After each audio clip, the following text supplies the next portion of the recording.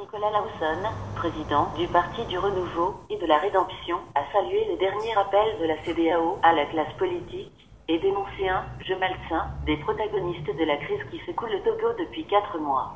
La CEDEAO a parfaitement raison. Il faut qu'ils se disent que le temps est venu de s'asseoir et de parler, a martelé M. Lawson sur Radio Zéphyr. Des gens se disent opposants et critiquent la CEDEAO. Qu'est-ce qu'ils veulent ?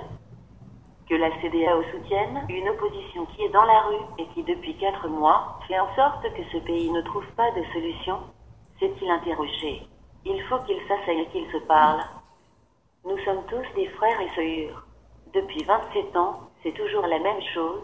Dialogue, dialogue, dialogue. Certains disent qu'ils sont les seuls à faire le dialogue. C'est une honte, a-t-il lancé.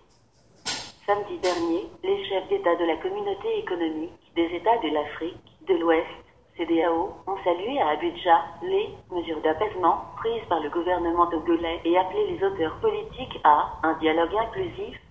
Dans une déclaration à la fin du 52e sommet de l'organisation sous-régionale, ils ont exprimé leurs préoccupations face à la tension politique persistante et lancé un appel aux acteurs politiques à s'engager pleinement et dans les plus brefs délais dans un dialogue inclusif, dans un esprit de compromis pour la mise en œuvre des réformes politiques respectant l'ordre constitutionnel et les institutions démocratiques.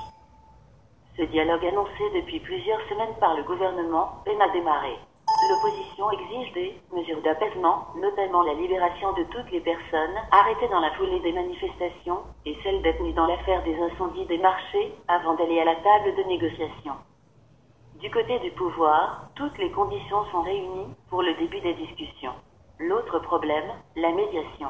L'opposition exige un dialogue en présence d'une médiation, ce qui n'est pas du goût du gouvernement.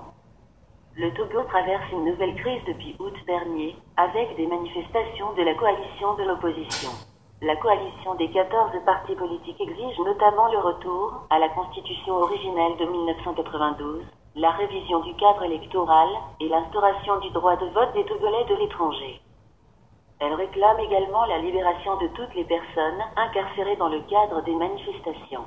Certains leaders de ce regroupement exigent aussi le départ du président Faure Gnassingbe.